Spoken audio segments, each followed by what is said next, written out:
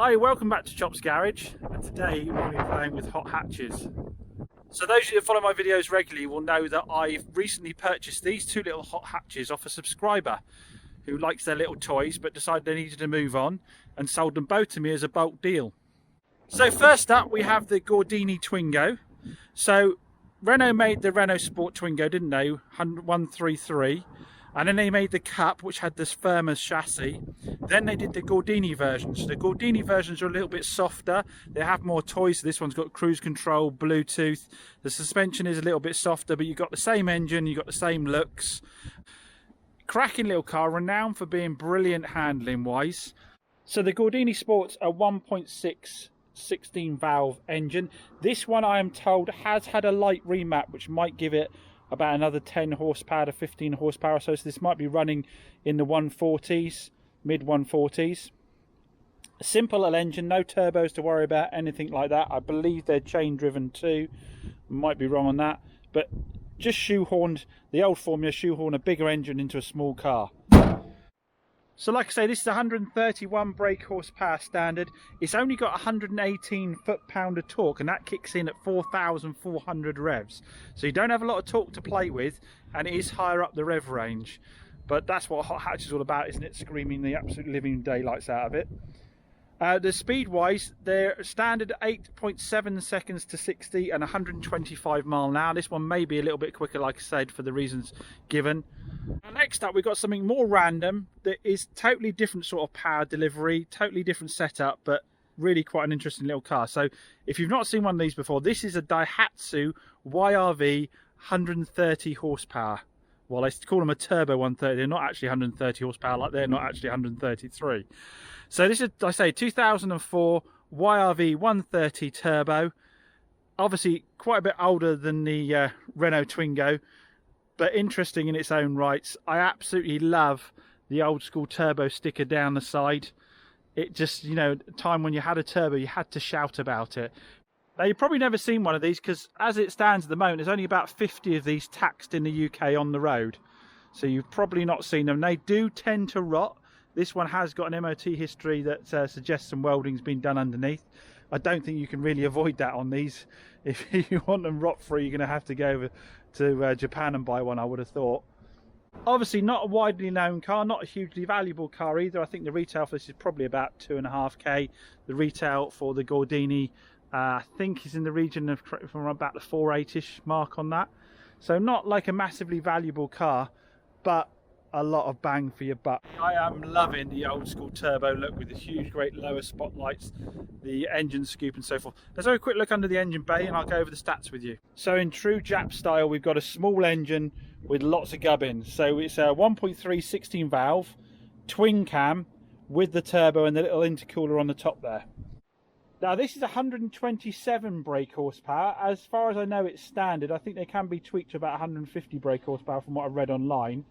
0 to 60 is 8.1 seconds on this one. So it is a little quicker to 60 than the actual Twingo, believe it or not. And the big thing is the torque. This puts out 125 foot-pound of torque at just 2,800 revs.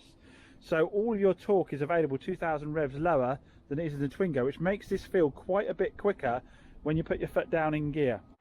Obviously the chassis on this one isn't as full on as the Twingo. You're sitting up higher, you've got higher ride height, you've got smaller profile tyres.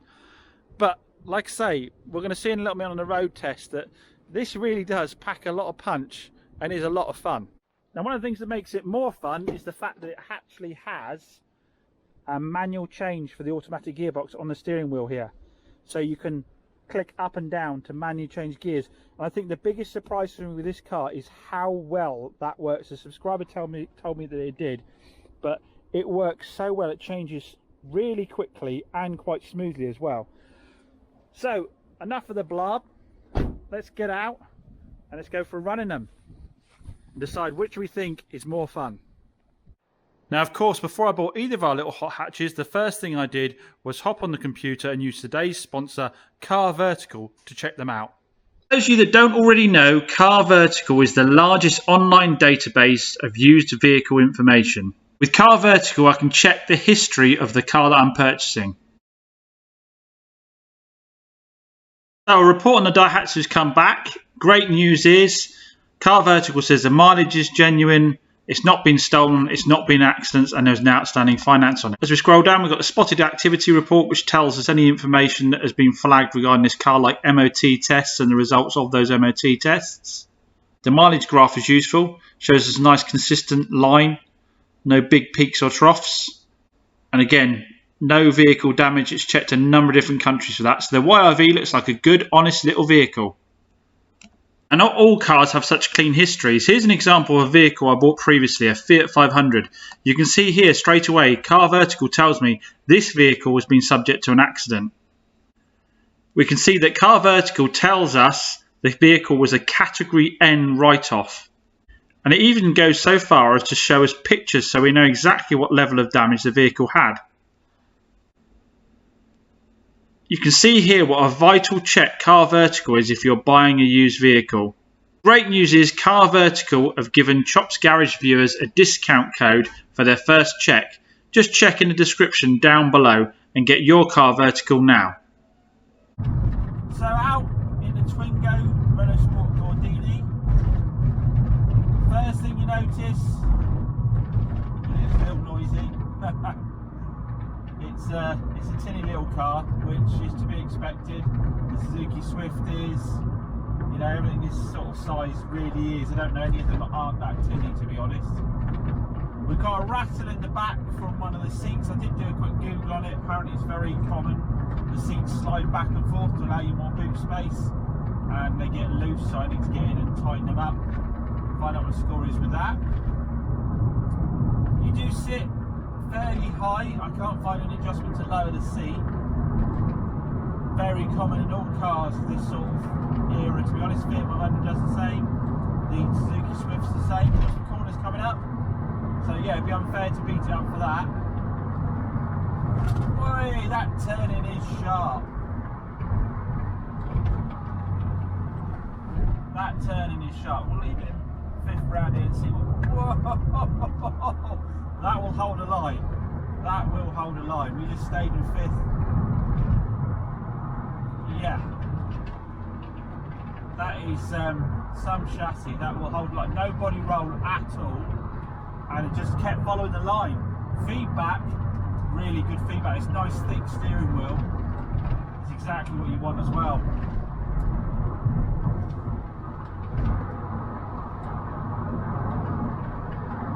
Seats are nice and huggy, not too tight, just right, I'd say. Gearbox, that's nice short shifts. Oh man, I'd go around these corners so much faster if I wanted to. I'm not even getting anywhere near the limits, anywhere near them. I will say the engine doesn't seem to have any particular interesting note to it at all. That's a little dull, it's a shame. Feels like you could do with the sports exhaust system or something just to get a little bit more sound out of the engine. The ride is a little hard, of course, because you're ultra low profile tyres.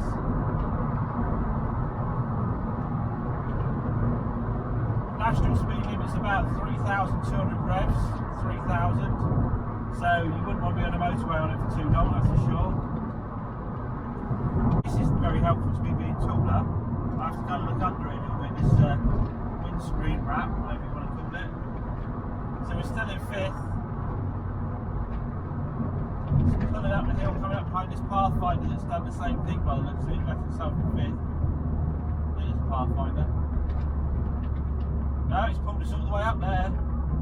So that's quite talky. My Suzuki Swift Sport, this does have the edge on it on the turn-in. And I'd say on grip probably not a huge amount in it. I wouldn't say there's a massive amount.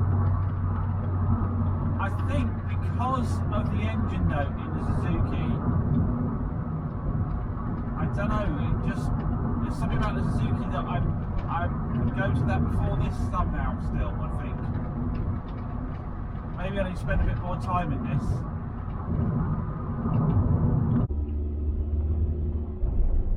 So we're out in the YRV. I have actually driven this home and back already. I thought I'd get a feel for it before I started chatting to you guys about it, because it is absolutely brand new to me. and I wanted to give it a fair chance. I didn't want to take even just a little short run, because the Twingo, I did end up doing 3 runs in the Twingo home and back before it sold. Sorry for the spoiler alert there. So obviously once someone's put a deposit down on them, I don't drive them anymore. So I've got a good idea of how the Twingo was. So we're out, like say, out in the little YRV, obviously automatic, but with the option to go manual with the buttons on the steering wheel. Firstly, I'll say the thing has started on the button, no problem at all the days I've tried it so far. No engine management lights, no issues, temperature stayed bang where it was. So in terms of the base of the car, it seems to be pretty good. Firstly, you do feel you're sitting, obviously you feel, I'd say you feel like you're sitting as high as you are in the Twingo, just because all that modern stuff, like I said, you do tend to sit a bit higher in for all the safety regulations. It doesn't feel any tinnier really, to be honest. The Twingo is very light and a little bit tinny, so is the YRV. There's a bit more road noise, I'd say. The automatic gearbox, when you leave it in auto, is smooth. It's changing really nicely. No issues with that.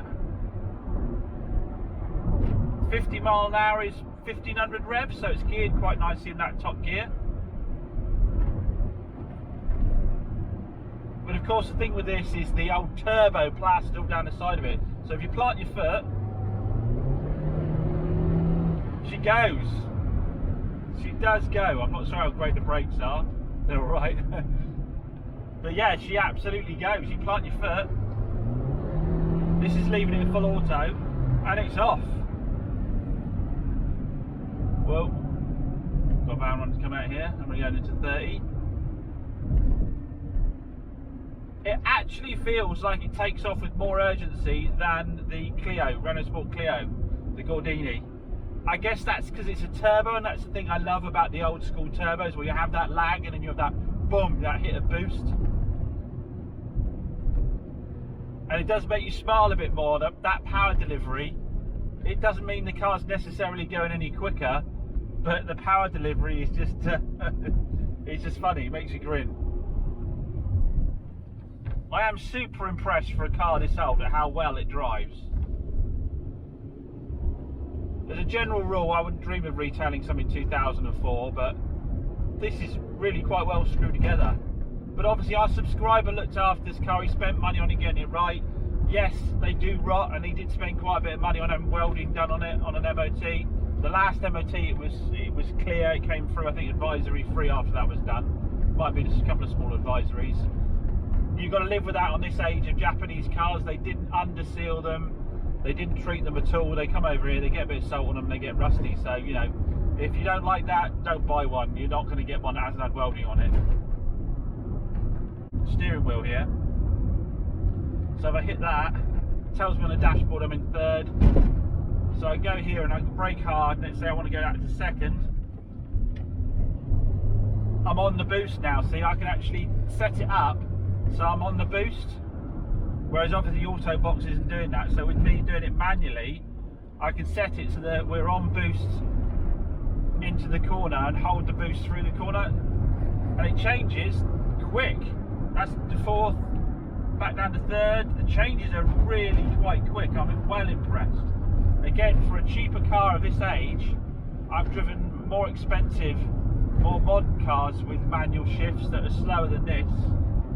I'd say probably including my AMG CLK, my CLK C55 AMG was slower at changing than this is with the paddle shifts. So yeah, if we hold it, I've just left it manually in 3. We've only got 4 gears. If I drop it down again, we're on the boost and we're off.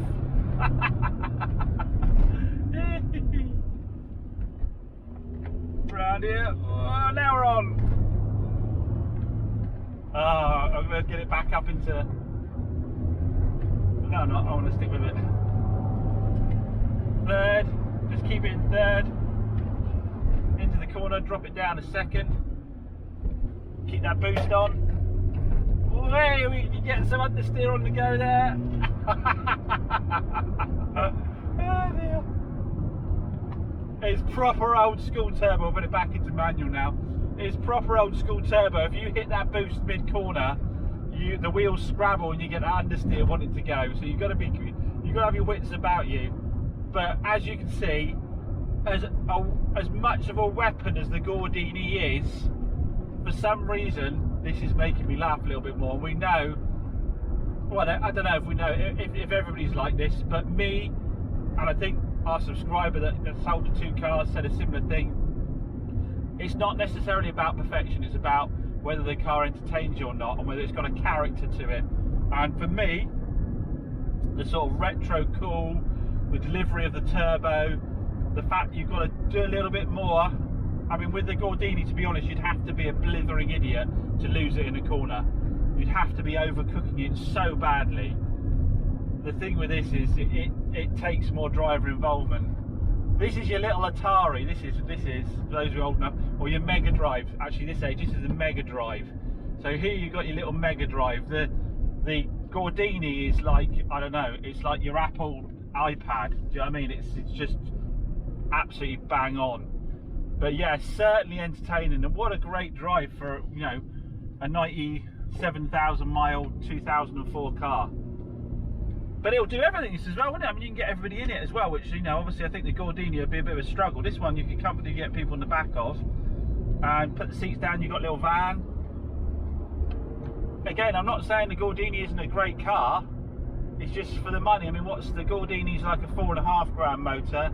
This is probably like a 2.5 grand motor, somewhere around that. And I don't know. I kind of would keep the Gordini if I needed a track weapon, but if I wanted something as a daily that's a bit different, I would probably have this. We're with Lee at Barham Engines. What is it? Do you not know what it is? I thought you'd know what it is, Paul. I thought. Big turbo sticker up the side. Exactly, old school. YRV turbo, 1.3 turbocharged. Is that 1.3 or 130 horsepower? I think it is 1.3. I think. Oh, Hellfire, I'm going to show myself up here. Automatic gearbox, but with Tiptronic on the steering wheel, yeah. And it changes super fast. Do you remember when you had a turbo that had to be like displayed all down the side of the car, didn't it? That. Yeah, exactly. You could go where not having it on there, could you? Look at that. It's like my Stray GTTI. You kind of like get it on boost in corner, and it's boost, wheel scrabble, understeer. Oh, so it's not like a modern turbo comes in. No, it's not a modern turbo at all. It's old school kick. I had to have that, didn't I? Look at it. It's just. I don't know if we have got. That's a criminal sin, actually. If we haven't got a boost gauge, isn't it? No, we haven't got a boost gauge. We need to get one in there, don't we? No, I think so, mate. Yeah, that's lovely, that.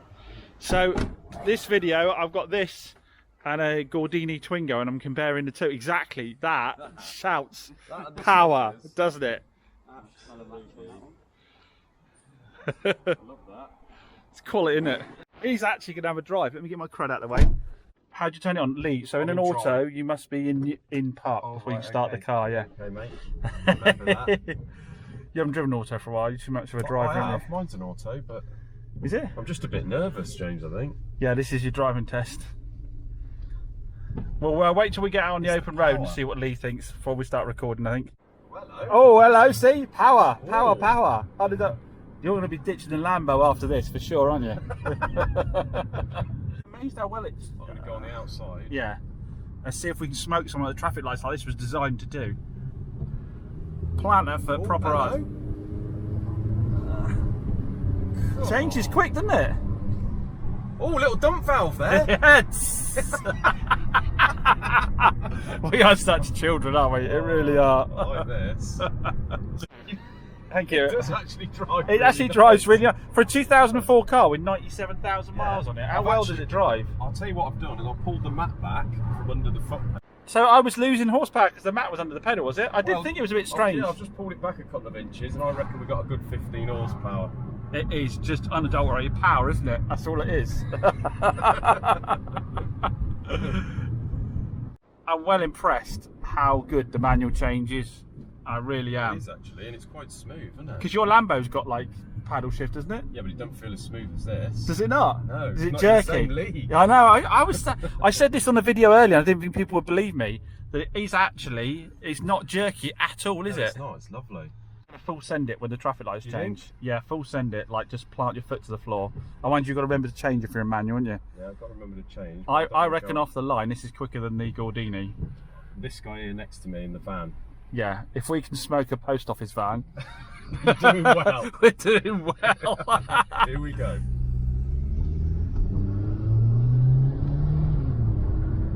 That change is so not good. got a chance. Yeah, so this we're off. Oh, Posty is left well behind.